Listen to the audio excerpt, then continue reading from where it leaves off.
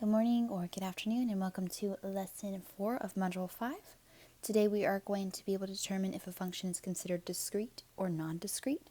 So you'll know you're successful when you can classify functions with those terms, and you'll know what those terms mean. You can define them. We're going to go through examples, exercises. We'll close the lesson out, do an exit ticket and reflection, and then you should have time today to work on any missing work or weekly work afterward. Let's get started.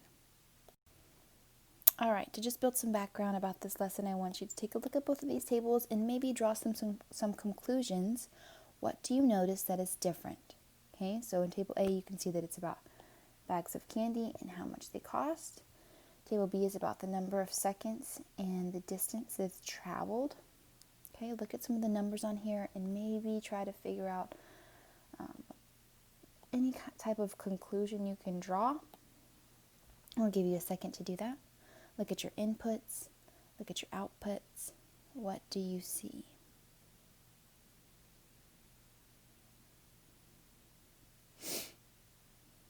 All right, so one thing you may have noticed, and what I was trying to hopefully get you to notice, is that for table A, all of our inputs, all of our x values are whole numbers.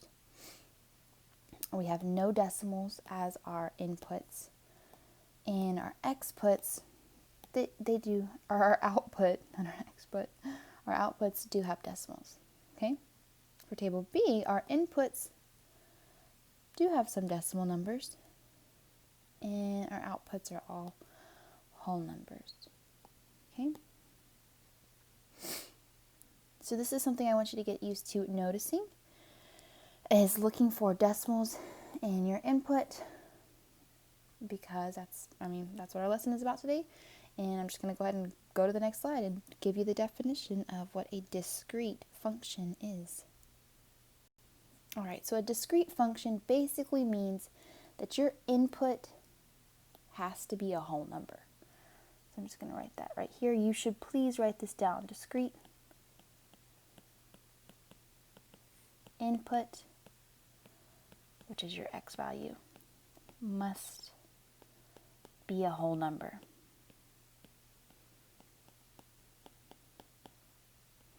No decimals allowed. All right, I'm going to go ahead and read this definition while you write that down. It says the word discrete in English means individually separate or distinct.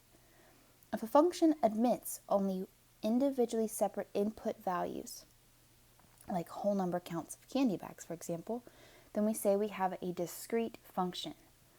If it admits over a range of values in any input value with that range, fractions, decimals, etc., then you have a function that's not discrete.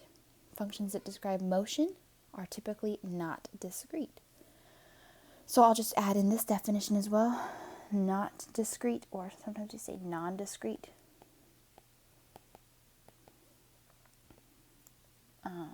This is when your input, which is your x, can have a fraction or decimal.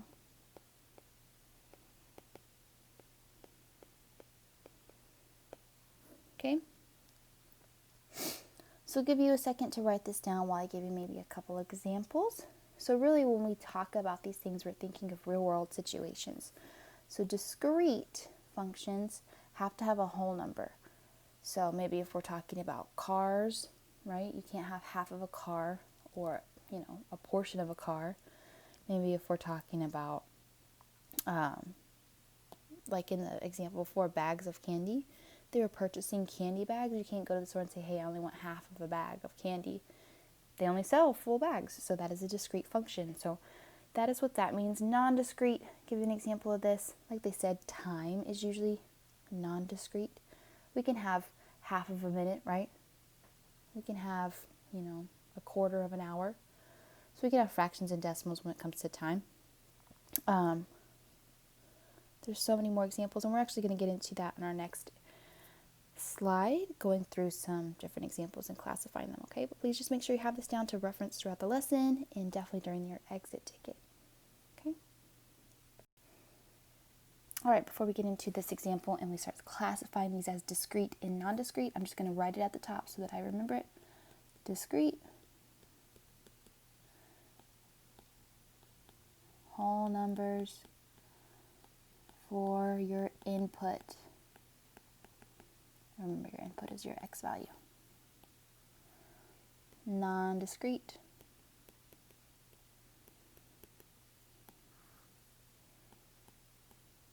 can have fractions or decimals. It can also have whole numbers, right?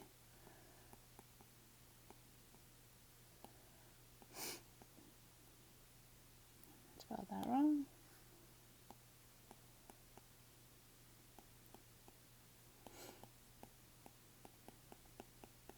All right. So now that we have that definition down, we are going to go through these little ones off to the side and decide if they are discrete or non-discrete. Remember, it's our input, or our x, that we are trying to figure out has a decimal or not, does not have a decimal. So A says the function then assigns to each whole number the cost of buying that many cans of beans in a particular grocery store. So cans of beans. Can we have fractional cans of beans? Think about going to a store. Can you say, hey, I want half of a can? I want, 0.25 bean cans. No. So this is discrete. Has to have a whole number. B, the function that assigns to each time of day, one Wednesday, the temperature of Sammy's fever at that time. So we're talking about the time of day. That's our input, and then it tells us the output is the temperature of Sammy's fever. So again, this is your input. This is your output. Could our input, that x, could that x be a fraction or a decimal? Let's think about the time of day. Could be like 9:30 in the morning. Could be 12:45 in the afternoon. Could those numbers be whole numbers only, or could they be fractions and decimals? Message me in the chat what you think. So maybe you thought back to the slide before, but we did talk about how time is not discrete, right? You can say, okay, it's 11:30. You're dealing with fractions, you're dealing with decimals, you're dealing with numbers that are not necessarily whole numbers, so this is not discrete or non-discrete. That x value can be non-whole. All right, C, it says the function that assigns each real number, its first digit. So a real number is a type of number. Like our whole numbers, our integers, our things like that. Those are real numbers. Well, that's kind of how we classify it. But I'll be more specific. A real number is just like a number you can see on a number line. So think of a number line. If you can see it on a number line, that's a real number. So can numbers on number lines be fractions and decimals? What do you think? Yes, they can be fractions and decimals. So this is also non-discrete. Okay, moving on to D. The function that assigns to each day in the year 2015. So each day in the year 2015 is our input, my height. Okay, so we're looking at our input. Can this x value be a decimal or a fraction each day? Think of your days: Monday, Tuesday, Wednesday, Thursday, Friday. Could it be half of Friday? Could it be, partially a Thursday? No, it's either going to be one of those days or it's not going to be one of those days. Okay, so this is discrete.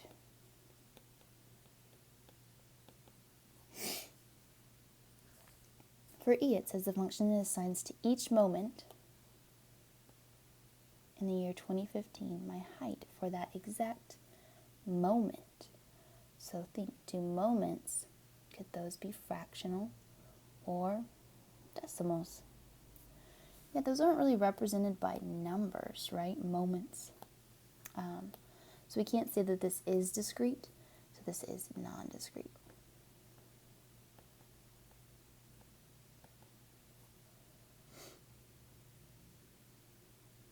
for F. It says a function that assigns to each color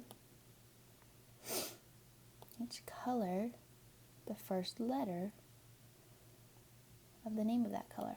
So each color is our input. Can a color be a fraction or a decimal? No, that's just a color. It's not a number. It's definitely not any number, but much less not just a fraction or a decimal, so it is discrete. All right, G says the function that assigns the number 23 to each and every real number between 20 and 36. So it assigns 23 to each and every real number between 20 and 36. So this is our input, this is our output. It's saying that every output is going to be 23. Now look at our input. Could it be a decimal? Yeah, it even has a decimal right there. 30.6. So discrete. Oh, I'm sorry, non-discrete. I don't know why I said discrete.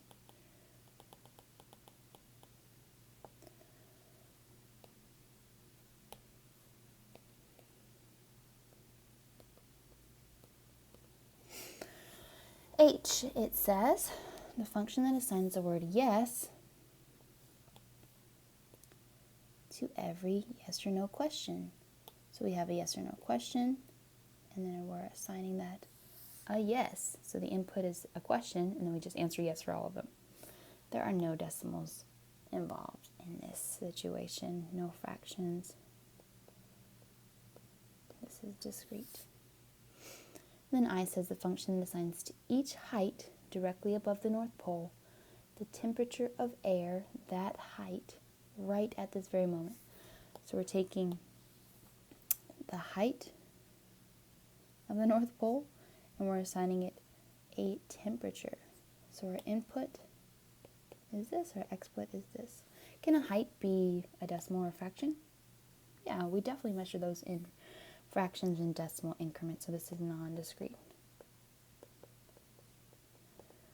All right, so just make sure you have all this down. We're going to get into some more work in just a second, but by now you should know the difference between these two terms and what they mean in terms of your input in a function table.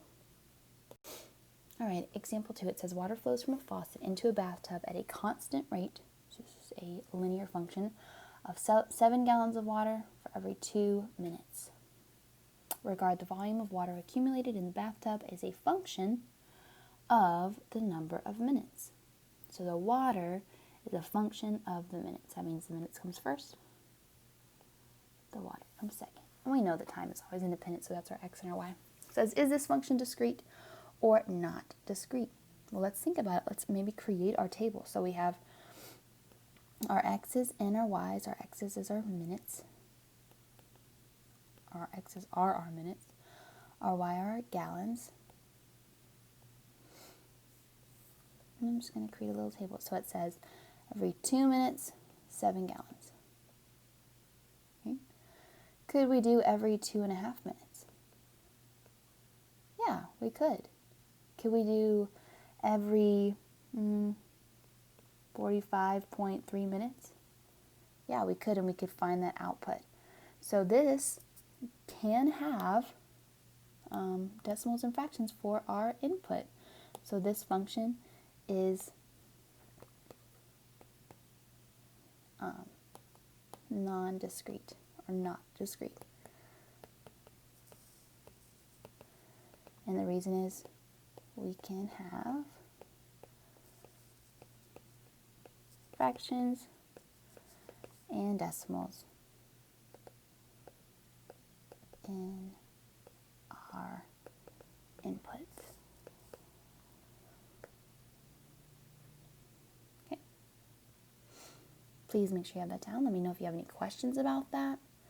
Again, I just made a table and asked myself, would a fraction or a decimal work here? And it would. It would make sense. All right, example number 3, it says you've just been served freshly made soup that is so hot it cannot be eaten. You measure the temperature of the soup, and it's 210 degrees Fahrenheit. Since 212 degrees Fahrenheit is boiling, there's no way you can safely eat it. 1 minute after receiving the soup, the temperature dropped to 203. If you assume that the rate at which the soup cools is constant, write an equation that would describe the temperature of the soup over time. So we're going to do a couple things here. We're going to write an equation, but we need to make a table first, okay? So we all obviously have our x and our y values. In this case, we're dealing with two things. We're dealing with time and temperature. Remember that time is always independent, so that is always our x. So that means temperature is going to be our y. So time here is measured in minutes. Temperature here is measured in degrees Fahrenheit. Okay? So it says 1 minute. 1 minute after letting that soup cool, the temperature dropped to 203 degrees. Okay? So it went from 210 degrees to 203 degrees. So how many degrees did it drop? 7. Okay? So it dropped 7 degrees. I'm going to put a -7 there. All right? Could we figure out how many degrees it dropped after 2 minutes? Yeah. If this is a constant rate, we would just double it. So it's doubling how many minutes it, or how long it's been sitting there cooling. So it's probably going to double in how fast it cools. It's probably going to drop 14 degrees. What if we said 2.5 minutes? Could we figure that out? We absolutely could figure that out. So I know that this is a non-discrete function because I can definitely put a decimal here. But this question goes on to ask me to write an equation. So I want to write an equation in y equals mx plus b format. And so I'm going to do that here. First thing I want to say, do I need to start at a number other than 0? I don't think that I do here. I'm just going to leave it as starting at 0 because I'm just measuring how fast these degrees drop. Okay, so I'm actually just going to write my equation as y equals mx. I don't need the plus b because it'll just be plus 0. So now I need to find my m, which is my rate of change. And I'm going to find that m by doing y divided by x for any of these rows. I'm going to do this first row just because my numbers are small. So I have -7 divided by 1. That equals -7. So y equals -7 times x, which means for every minute that this sits here cooling, I drop 7 degrees. So could I figure out this row? Absolutely. I just plug in my x. Y equals -7 times 2.5.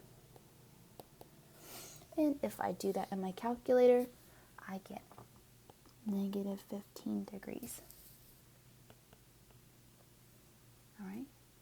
Please let me know if you have any questions here. Again, this would be a non-discrete function because we have a decimal for our input. Okay? All right, last example here. Example number 4, it says, consider the function that assigns to each of 9 baseball players. So here are the players right here.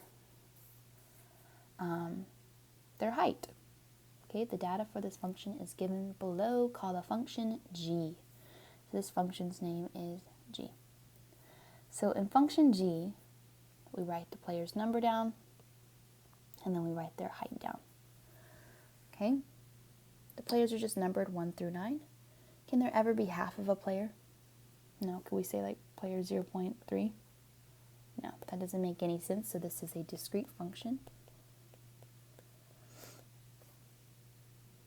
And then the last thing I wanted to point out here is that this is a function because a player 1, is only going to have this one output.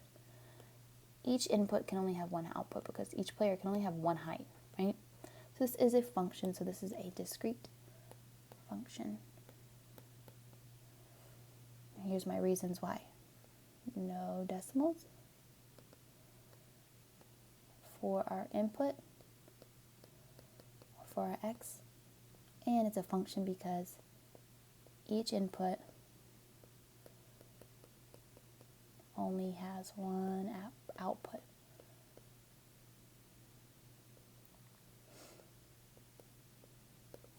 All right, moving on to our practice. All right, for exercise 1, there's a lot of writing at the top, but I just want to go over a couple of things. It's basically saying the buses at the school can hold 35 kids. So if you had 35 kids, you could use one bus. They doubled it. They said, okay, what if I had 70 kids? I'd need 2 buses. And then they tripled it, and so on and so forth, right? And this student, Jinpo, says, okay, this is my math. Alicia, his friend, looks at it and says, okay, yeah, that math makes sense. You know, there's no computation errors, but you said that this is a linear function. This is not linear, okay? This is not going to make a line when we graph it. And here's why. And then she goes on to explain why. So I want you to think about, why would this not make a line if we were to graph it? So take a second here and maybe write down an answer that you think, why would this not make a line? And while you're doing that, I'm going to actually draw out a graph.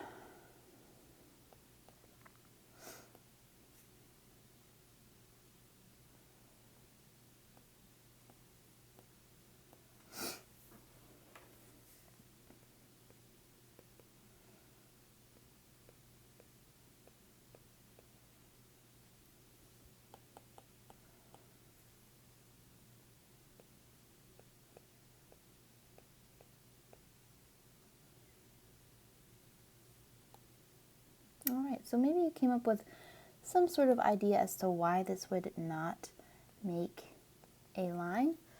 I'm going to show you off the side my reasoning, okay? So let's say we have 35 kids. So our kids are down here on the bottom, our x value. Then we would need one bus, right? What if we had 45 kids? Could we fit those onto one bus? No, we'd need 2 buses. What if we had 55 kids? Well, we still need 2 buses. We wouldn't need 3 yet. 65 kids? We'd need 2 buses. 75 kids? We'd need 3 then. Does this make a straight line when I graph it? I'll show you. It goes up, up, across, up. And it's going to keep doing that. This is not a linear function because there is no constant. So Alicia was right. This is not linear. Why is she right? Because there is no constant rate. That means there's no straight slope. It's not just going up like that, increasing. And the reason why it's not increasing like that is because we can't have decimals down here.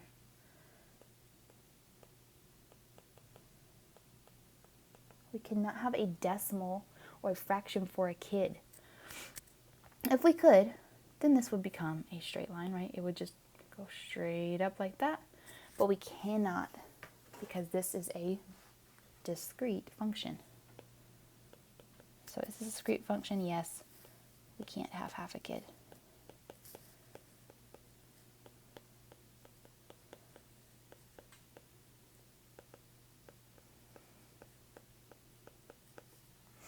Okay, let me know if you have any questions there, and then we're going to move to the next one for exercise 2. All right, for exercise 2, it says a linear function has the table of values below. It gives the cost of purchasing certain numbers of movie tickets. Write a function that represents the total cost, y, for x tickets purchased. So please write your equation y equals mx plus b format. And then I want you to tell me, is this discrete, and explain. And the last thing I want you to do is tell me, what does the function assign to 4? So if I had a 4 up here, what would be the value below? Okay? Give you a couple minutes to fill this out before we go over it.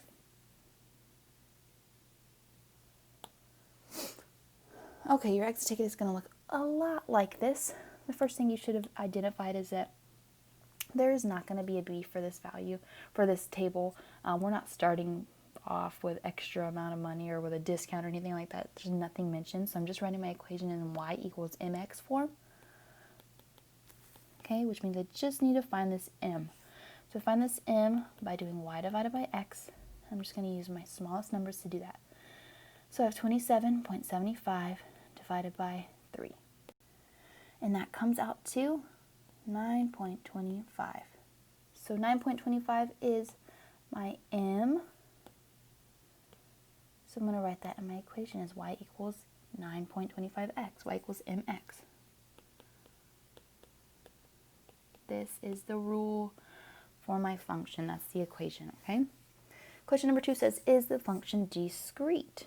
So, could we have a decimal number of tickets? Could you have 1.5 tickets for a show or a movie? No. So, the answer here is yes, it is discrete.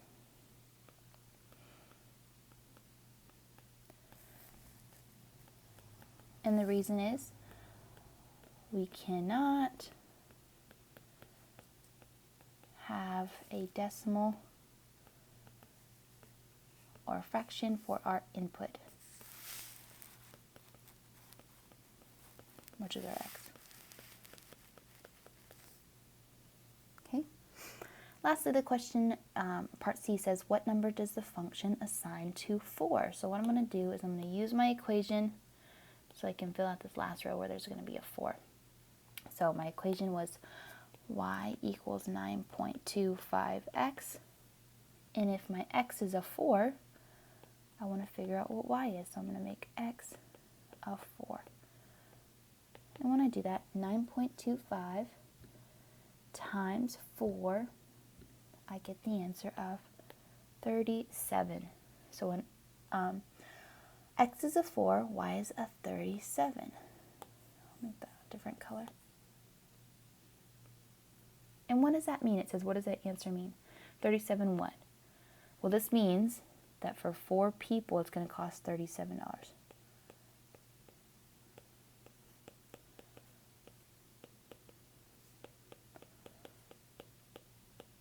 And I know that just because of what it says here and what it says here. 4 tickets cost $37. Check your work with my work and let me know if you have any questions. Your exit ticket is going to look a lot like this. Okay? Moving on to exercise number 3. All right, exercise number 3 says a function produces the following table of values.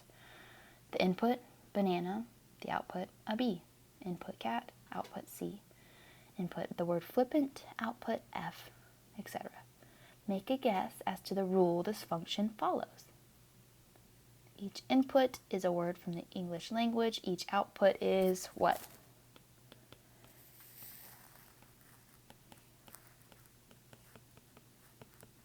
Tell me, okay? And then down below, I want you to tell me, is this function discrete? Okay, take a couple minutes to do that, and then we will go over it. All right, so you should have identified here that each input is a word from the English language, and each output is the first letter of that word.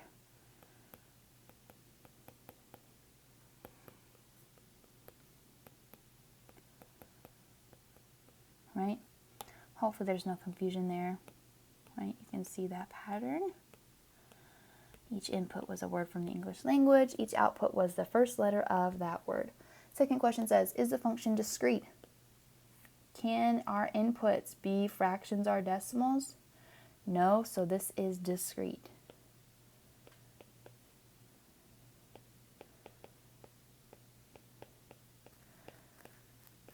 Our input values can't be,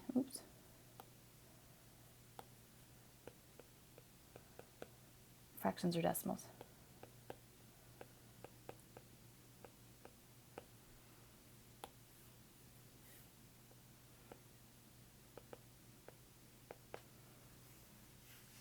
All right, this is going to be on your exit ticket too, something very similar to this. Let me know if you have any questions, then we'll wrap up this lesson and move into our exit ticket. All right, to just cover our lesson today, it says functions are classified as either discrete or not discrete. Discrete functions only have whole numbers for our inputs. Non-discrete functions can have fractions and decimals. Okay? And that is what we have learned today. Let's move into our exit ticket. Here's what your exit ticket looks like today. It says the table shows the cost of purchasing certain numbers of tablets, so like an iPad or something. We assume that the total cost is a linear function of the number of tablets purchased. Write an equation that describes that cost. So please write an equation in y equals mx. There's no b here, format. So what you need to do here is identify your m by doing y divided by x, and then write an equation for me in this form. All right? B says, is the function discrete? Explain. So please make sure you explain. That's part of the points that you get, is actually explaining if this function up top is discrete or not. C says, what does the function assign to 7? So if I put a 7 right here, it's asking you what number would come out. Okay? And that is what you're going to do in Galileo. Just type it in there. Number 2, completely separate question. It says, function C assigns to each word in the English language the number of letters in that word. For example, C assigns to the number 6 the word action. So think of this as like a table. This is our function. We have our input and our output. So the input action